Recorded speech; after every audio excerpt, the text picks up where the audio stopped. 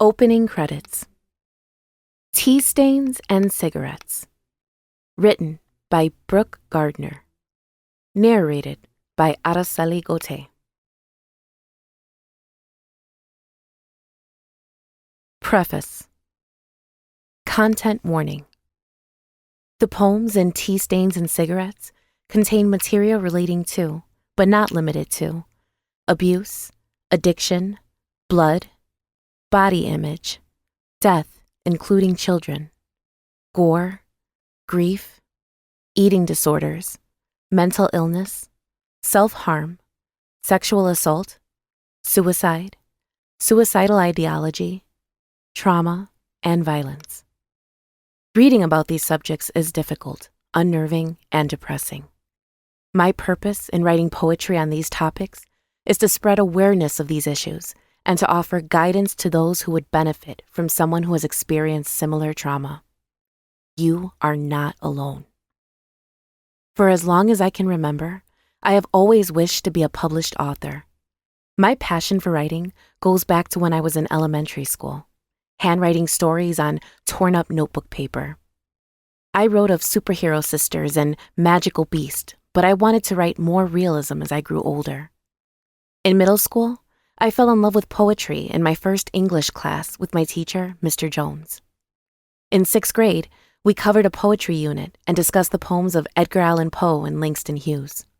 Since then, poetry has been my biggest passion in life. I started writing poetry as a form of coping against my mental disorders.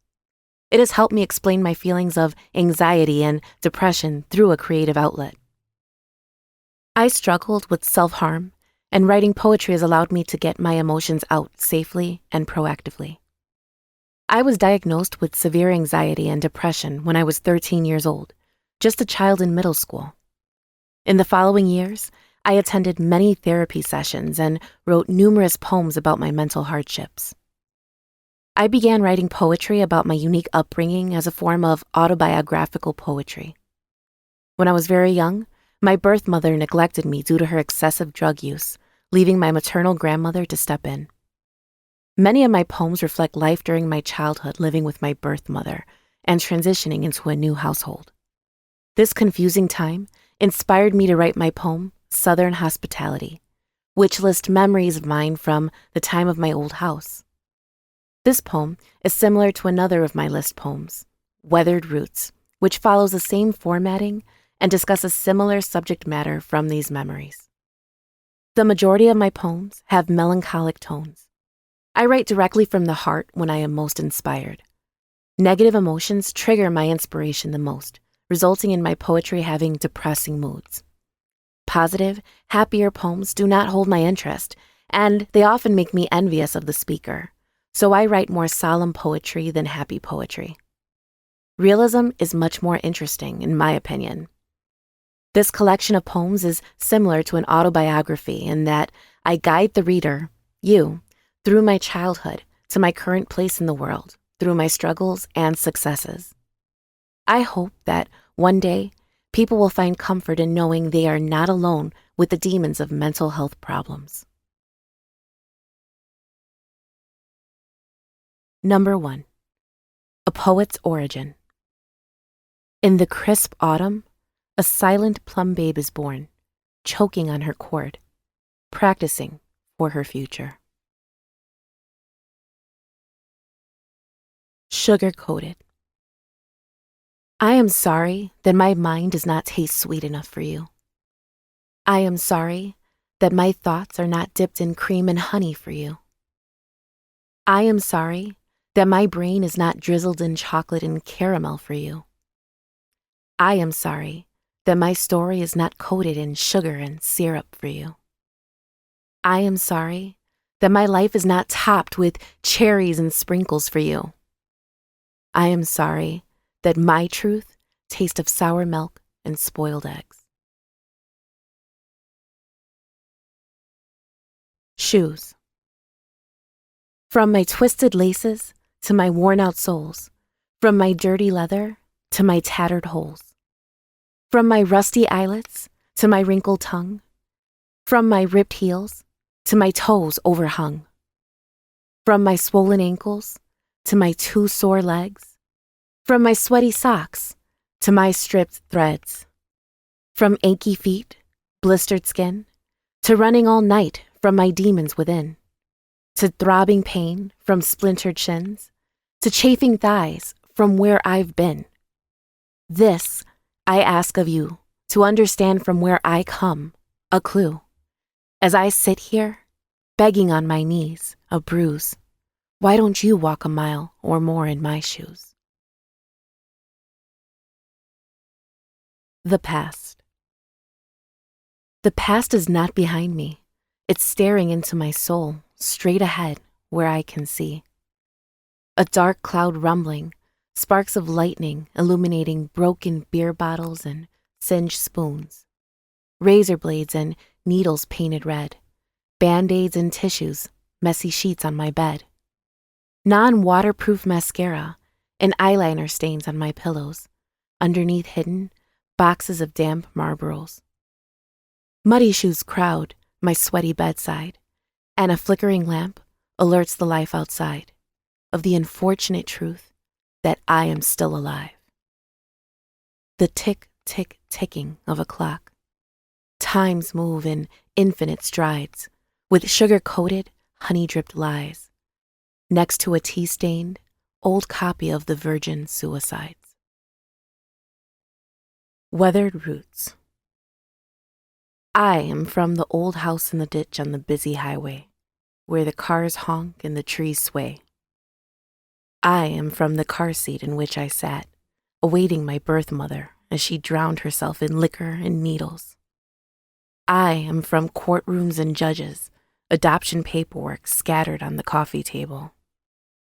I am from crumpled drawings of family trees, far too complicated for sketching.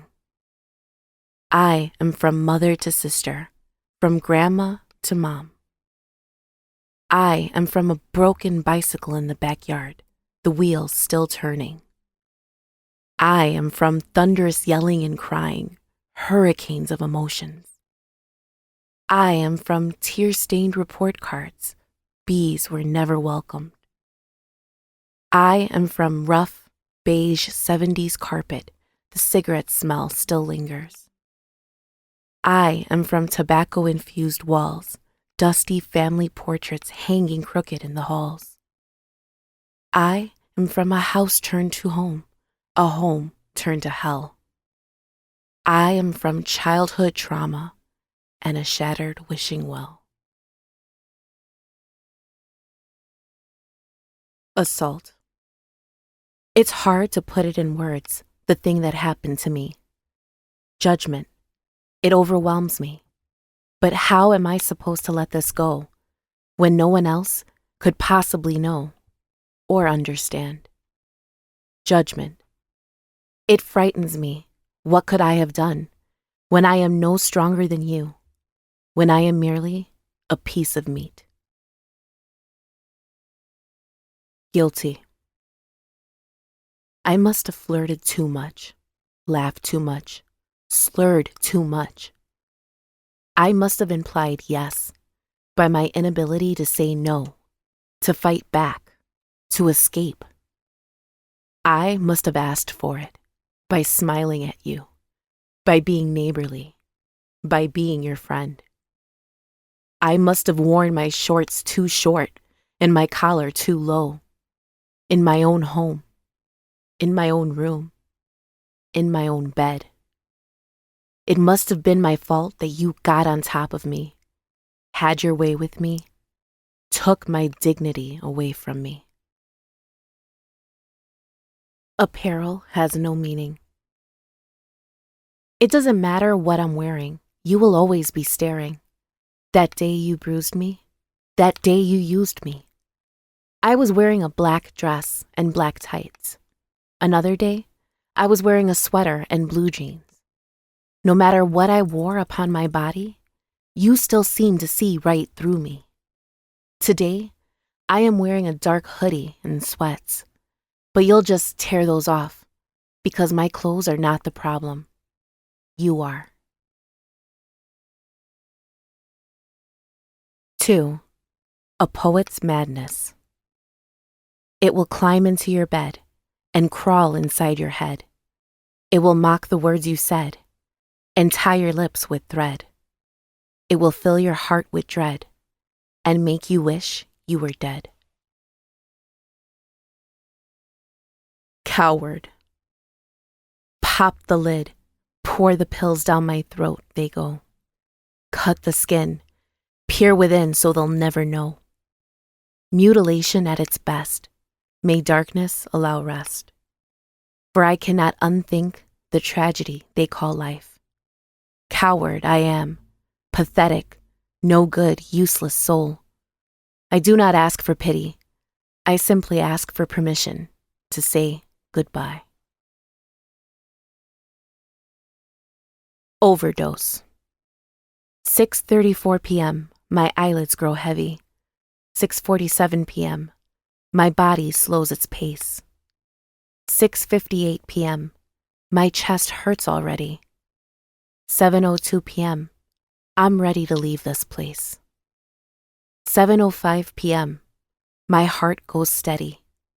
7:22 p.m., my head hits the pillowcase. 7:34 p.m., I think I took too many.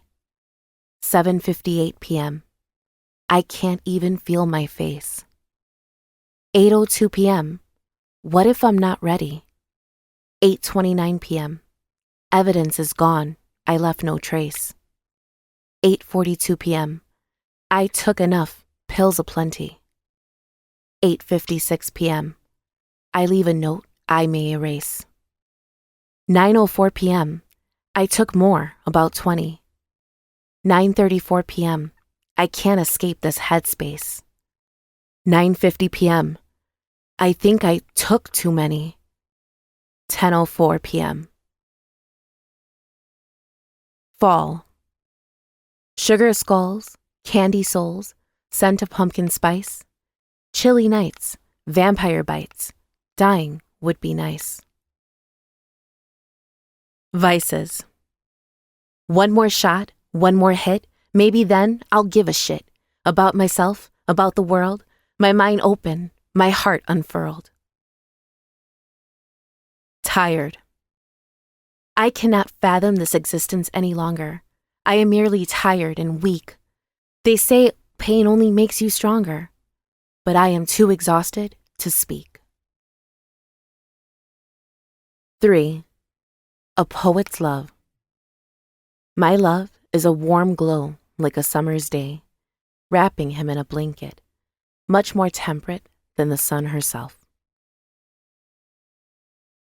March. The day I met you, nerves shut down my spine. Pins and needles pricked my fingers. Flames engulfed my cheeks. The day we kissed, you broke down my walls. You filled the hole in my heart. You held me and taught me. It's okay to love again. Suddenly. We are laying here, the lights dim, and suddenly, I'm not thinking of him. I'm thinking of something sweeter, something more rich. Suddenly, my feelings begin to switch. No longer am I broken, no longer am I empty. Suddenly, your eyes begin to tempt me. We are laying here, everything feels new, and suddenly, I'm thinking of you. Number 4. A poet's heartbreak. You said I would be the one to leave, but you're the one walking out the door. Left for dead. As I write your name, my pencil sheds lead. From gripping the wood so hard my knuckles turn red. You left me alone with demons in my head. All on my own, you left me for dead. Now all I can do is write what you said. Over and over, you soiled our bed. You left me alone and burned every thread. All on my own, you left me for dead. Home. You were my home, from every tile in my kitchen to every book on my shelf. but I was just your doormat. Leech.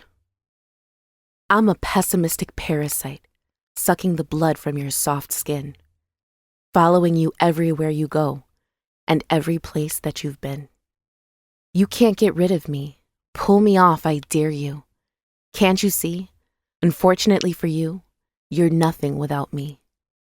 Try to shake me off, I'll stay latched on, like handcuffs in the dark or tight ropes you don. I'll do anything for you, suck the poison from your veins. Just give me a chance or two, I'll drink your blood as it drains. I'll leave hickeys on your skin, marking my sacred territory, and you'll know where I've been, my intentions predatory. Don't throw me away, 'cause you know I'll always stay, to suck out your soul as a form of foreplay. Ode to the Prince. Cheers to the prince you are, how inspiring. My darling love, you inspire me to write romantic poetry, how admiring. Dozens of sonnets stem from summer nights. But, my love, when the cool wind gets cooler, and the leaves begin to fall from the trees, you twist my arm, you wretched abuser. I beg for your love, on my hands and knees. Why must you lie to me for all these years, breaking my poor heart little by little, shredding my hope, proving truth to my fears, such deceit, you played me like a fiddle. You fabricated your love, stole my crown. I should have always known you'd let me down. Decaying. My eyelids purple, my lips blue. Who am I without you? Malibu nights.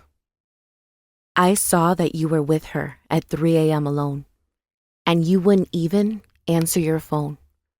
What was I supposed to think? I guess I should have known that you two were meant to be. But instead, I flicked off the cap of Malibu and thought only of my memories, me and you. Drowned myself in tears and coconut rum too. A knock on the door, he invited himself in, climbed onto my bed, took a hold of my chin. Kiss me, said he. Drunken kisses begin. Unease on my end, he committed a sin. Help, I wanted to shout. Through my intoxication, the words wouldn't come out. He blatantly ignored my discomfort and doubt. The next morning, I woke up lost in a mess of sheets, fingers crossed, that it was a dream, that he was gone. But he wasn't gone, and it wasn't a dream. Next to me, a yawn, from the mouth that kissed upon my consenting lips. To make matters worse, I texted my so-called friends, conversed about my late-night scandals, how perverse. She told you a story she must have rehearsed. You called me later, screaming into my ear about my recent affair after all these years. But we weren't together, and you wouldn't hear my excuses, my answers. You claimed I was a cheat, but how is that fair? I was incapacitated. You weren't even there. You hurt me badly, but you don't care. You won't accept I was raped because you never cared. It hurt your fragile ego because I was shared. Lost. The day I lost you, I lost me too. Blocked. You blow up my phone, even though I'm not home. You say you should have known that I'd leave you alone. But baby, you broke me with all the toxicity, drunk off your melodies, ignoring the remedies. You call me again, wondering where I've been. Assume I slept with him, committing a sin. But baby, that's not fair, 'cause this love is rare. We were a good pair, till you didn't care. You drew the line and wasted my time. I thought we were fine, should have seen the signs. But baby, it's time to go. Don't call my phone. Just drive on home. Just fucking leave me alone. One night stand. Maybe I can hide my pain while sleeping with another. feeling their skin on mine, bearing my sorrow. In a pillow and messy sheets, drunken kisses and sweet treats. Maybe I can forget the heartbreak you caused, the splinters on my fingertips from the shattered pieces of my heart. Maybe I can forget you. 5. A Poet's Recovery. I've spent many years seeing the glass as half empty, but I'm ready to find the potential of my glass half full. Reflection. Since we've been apart, I've learned you're not a work of art. I've learned you don't possess a spark. I've learned you don't have a heart. I was in love with the idea of you. I created a perfect, polished version of you. I fell in love with the love I gave you. I fell in love with myself. The Artist. I am an artist, sketching and drawing different versions of you, using my charcoal vines and pencils to blend every piece together, perfecting your portrait, creating my flawless partner, my angel. I believed I had drawn you well, but it was all a fantasy. It was all me. I invented you. Healing. Healing from you is like having a broken rib. No one can see it, but it hurts to breathe. My universe.